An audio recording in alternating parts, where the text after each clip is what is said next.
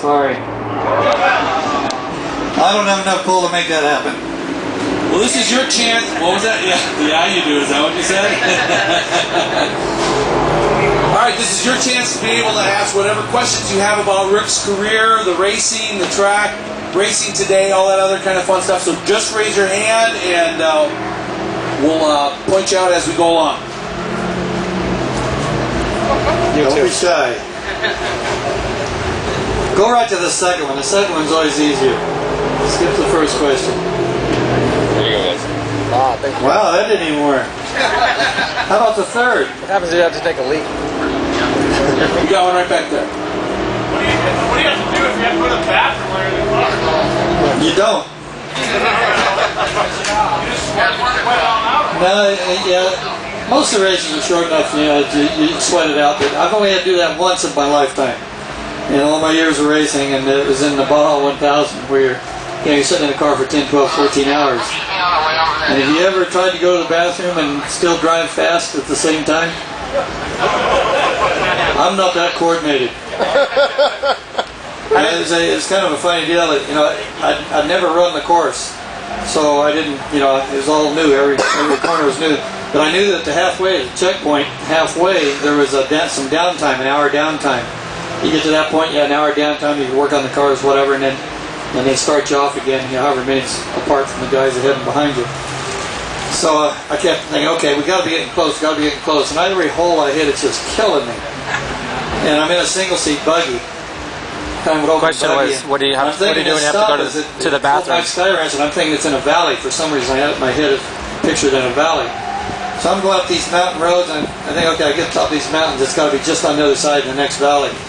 And I get to the top, and there's nothing but mountains for the next 100 miles. You know, I thought, oh, there's no way I'll never make it. So I thought, I got to go. Well, luckily, I started crossing some water creek every so often that we switchbacks went through. So I thought, okay, good, I'll go and I'll hit the water and cover myself up and rinse off and go on down the road. Well, it took about 3 or 4 crossings before I finally got the timing down. So I hit the water, got myself all wet. Thought, okay, good, I'm good for the next 200 or 300 miles now.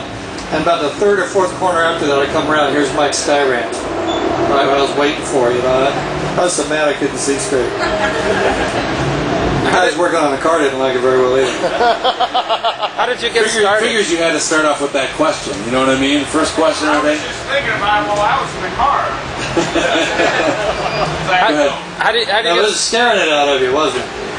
I know if I had really bad, I wouldn't want to be in the car. How did you get started as a youngster? You know, getting into racing go-karts, or what? You know, how did it start?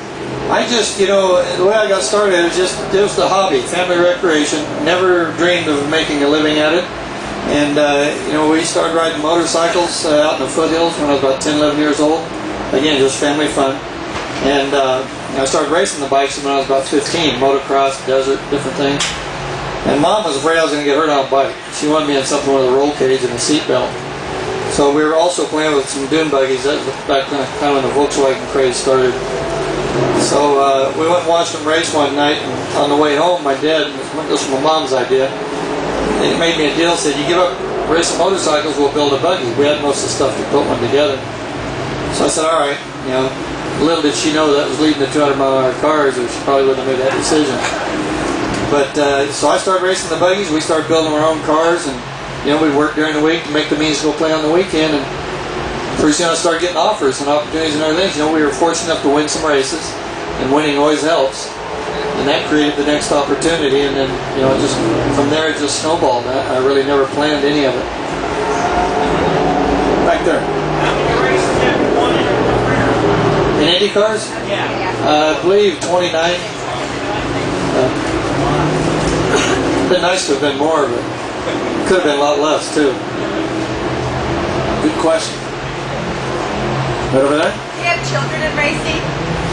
No, I have 2 sons. My oldest one ran for a while, and he and my nephew kind of came up together, and we had an Indy Lights team. And, yeah, they started off in some off-road stuff and go-karts, and my brother and I put an Indy Lights team together, and both of them drove, trying to help jumpstart them a little bit.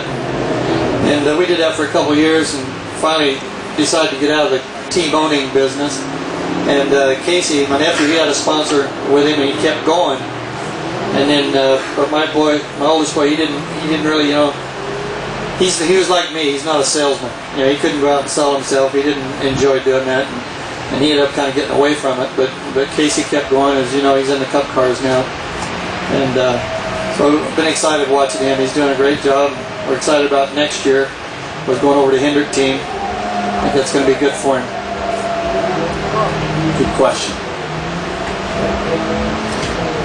You almost put your hand up there. He just relaxed. What's the best question and answer that other people have asked? A story you like to tell? Oh, now you're testing my memory. I don't know. I can't put me on the spot. I can't remember any of them. You remember better than I can, probably. Yeah, the speeding ticket and what you got. Oh, speeding ticket.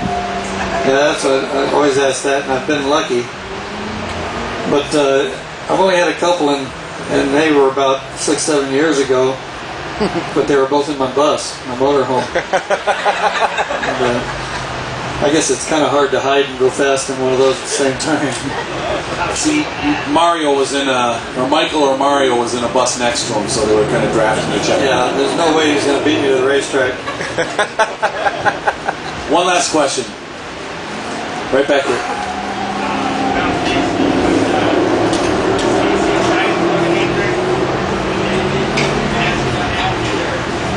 No, you know, he was very happy with Chip, but you know, I just couldn't turn on the thing with Hendrick. It's, you know, too good operation. Chip's done a tremendous job, and you know, they're parting ways on good terms, and he is very excited about going to the Hendrick team. I think it's going to be a good step for him. And, you know, the Ganassis, they've been making some good progress the last few races, and Sorensen was running up front quite a bit today. Casey crashed his primary car in practice the first session this weekend, so he's in a backup car, and he kind of struggled all day. I think he ended up 17th, but no, he's excited about it. And we all are. It's going to be fun to watch. Jeff Burke, his first one since '99. I was excited about that for him. Good for him. He and Kenseth, and you know, all this bump and run business and the blocking and all that BS. You know, those two guys showed today how to race. Kenseth was leading, Burton was chasing him all over him and fighting him and dogging him for about 20-25 laps, and just kept working him and working him and working him until he finally got by him cleanly, you know.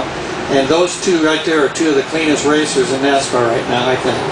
And you know, they show a little respect for each other, and the way, in my eyes, the way it's supposed to be done. You know, anybody can block, anybody can bump and run. That doesn't take talent, it doesn't take ability. Good, hard, close racing without knocking each other off is what takes ability. And those two guys, they very good showing of that today. The young guys ought to go back and rerun that tape and watch how they do it. Right on. You guys have been a great group. Please let Rick know how much we appreciate him coming out here today. Thank you. Thank you very much. Just want to thank all of you for being out here today, and we hope you had a great time.